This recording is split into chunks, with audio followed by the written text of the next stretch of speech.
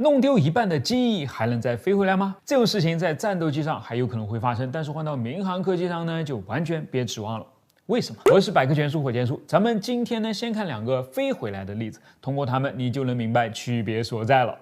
第一个例子啊，发生在1945年1月27日的2战期间，主角是一架外号空中坦克的 P-47雷霆战斗机。叫它空中坦克呢，一点也不过分啊，因为它装配了8挺 12.7毫米的机枪，能够以每秒100发的速度向对方喷出火舌。除此以外呢，它还可以挂上5英寸的火箭弹和多达1100公斤的炸弹，几乎相当于 B-17轰炸机一半的载弹量了。于是总重就来到了8吨的水平，成为2战当中最重的战斗机之一了。为了把这么个大家伙推上天空呢，他用的发动机也堪称是个怪物了。普惠 R2800双排18缸新型活塞式发动机，可以输出超过2500匹的马力，所以他的设计师卡特维利才说啊，它的确是只恐龙，但却是一只灵活的恐龙。还形如雷鸣，弓如电击，皮厚力大，弹足炮出，这样的恐龙不用它打坦克岂不很亏啊？所以当天啊，驾驶他的巴西第1战斗机中队的飞行员雷蒙德中尉呢，执行的就是打坦克的任务了。他们的目标是侵入意大利北部的德国重型坦克虎式。战斗开始啊，12架 P-47呢专注于攻击地面部队，帮他们防守空中的是另一款2战明星机种喷火。雷蒙德中尉打得很爽啊，因为 P-47本来就很擅长高速俯冲的战术嘛，再加上他呢技高人胆大，所以往往冲的就非常低，准确率相当可观啊。第一次俯冲，他用1000磅的炸弹送2辆虎式回了老家。第2次俯冲，他又用火箭弹灭了第3辆虎式。到了第3次俯冲，他发现啊，附近居然有一个坦克工厂，这不是白送给他的军功章吗？于是就冲了过去，准备用剩下的8挺机枪打出新的战绩。不过呢，他忽略了一个问题啊，因为德军的88毫米重型高炮不是摆设啊。在他第1次俯冲的时候呢 ，P-47的机翼就已经被炮火洗礼过了，受到了一些损伤，丢掉了一些重量，只不过呢还不够严重，所以雷蒙德并没有察觉出来。虽然他的确感到，飞机在拉起的时候呢，明显变得更加轻盈了，但是扔完炸弹不就该是这样吗？而等到他第2次俯冲完毕啊，受损的机翼和机身又被气流刮去了一部分，变得更轻了。所以第3次的俯冲速度已经快到要收不住了。当雷蒙德发现工厂里面有一些高耸出来的大烟囱时呢，他根本就来不及避让。于是，在750公里的时速之下呢，他的 P-47右翼几乎被完整的削去了一半。但神奇的是 ，P-47居然没有失控，而雷蒙德则猛拉了一杆，让飞机以几乎垂直的角度迅速升入了高空。按他的话来说啊，只是觉得阻力好像一下子就大了上去。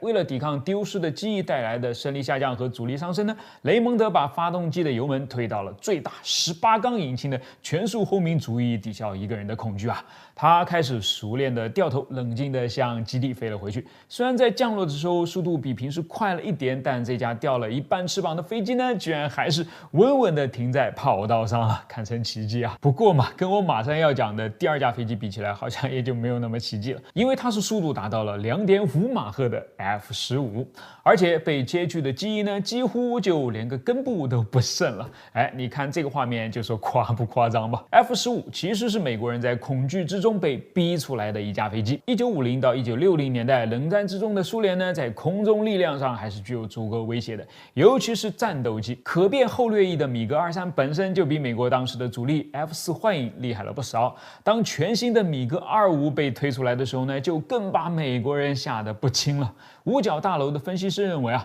这架拥有大翼面、双引擎的战斗机呢，完全可以轻松的碾压美国。尤其是1971年的3月，当以色列的雷达操作员在他的屏幕上发现了一架速度超过3.2马赫、高度超过了任何一架 F-4上升极限的苏联战斗机时，这种恐惧的气氛呢，到达了顶点。五角大楼于是当即做出决定，不惜一切代价，以最快的速度拿出一架能够与之 PK 的战斗机。它便是在短短5年之后就诞生的 F-15了。装着2台带加力燃烧式的普惠 F100PW220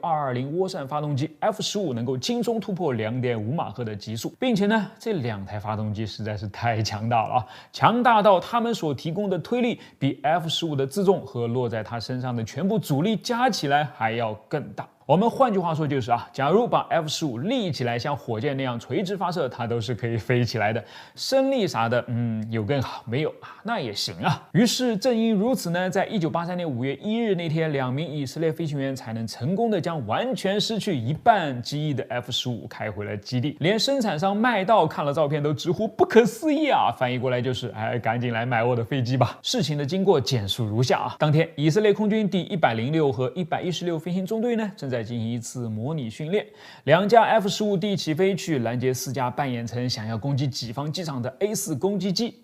结果就在训练的过程当中呢，意外发生了，一架 A4 直接撞上了它正下方的 F-15，当场闪架。而 F-15呢，稍微幸运一些只损失了一侧的机翼而已，没有闪架，但却立刻旋转着向下坠去了。混乱当中，2名飞行员都没有意识到他们的损失有多么严重，于是还想要极力的夺回控制权。这个时候前排飞行员内迪维凭着本能做了一件完全跟手册上相悖的操作，打开了发动机的加力燃烧室。瞬间，2台普惠发动机推力从14590磅猛增到惊人的23770磅，飞机竟然慢慢停止了自旋，重新把头抬了起来。松了口气的飞行员呢，向自己的右肩往外看去，只见一堵有燃料形成的蒸汽墙挡在眼前，什么也看不到嘛，所以依然无法对损伤做出评估。好在飞机还能开，他们意识到就在离这里16公里的地方呢，有一个简易的机场，或许可以迫降下去。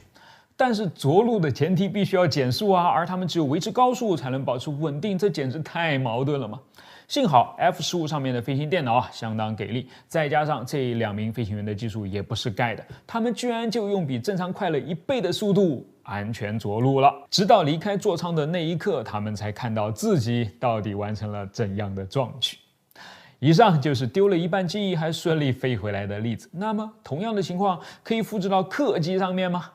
当然是不行的了。主要呢是有2个原因一个是你听完我讲完那2个故事就应该知道了，他们用的发动机都太强了嘛，推重比甚至已经大过1了。所谓大力飞砖，这不就是真实的案例吗？而客机发动机的力气再大呢，也不可能大过它本身的重量的，所以它要飞起来只能靠机翼产生的升力才行这正好就把我们带到了第2个关键点，升力。你看现代战斗机的机身很扁，对不对？因为它也是要产生升力的，所以即使机翼丢了一点，也还有机身的升力在那儿挺着，不至于呼的一下就掉下去了。但客机能把机身做扁吗？抱歉为了保证舱内的通透性和舒适性是万万不可的，于是就当不了升力体，也就无法提供升力了。一旦唯一指望的机翼都没了，那还有啥希望呢？好了，这就是今天的内容，我是火箭叔，关注我，把不一样的科学故事讲给你听。